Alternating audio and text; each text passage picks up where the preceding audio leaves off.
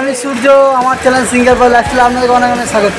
তো চলো আজকে আমি মালগাড়ি যে স্প্রিং প্লান্ট হয় সেটা কীভাবে ট্র্যাকিং দিচ্ছে সেটাই আপনাদের মাঝে শেয়ার করব। চলো, তোমরা দেখতেই পাচ্ছ এই ডাইসটা ঠিকভাবে সেটিং করে নিয়েছি এবং যেগুলা বুশগুলো ভালোভাবে সেটিং করে নিয়েছি। এবার আমরা জাস্ট ট্র্যাকিং দেবো, সেটাই তোমরা দেখতে থাকো।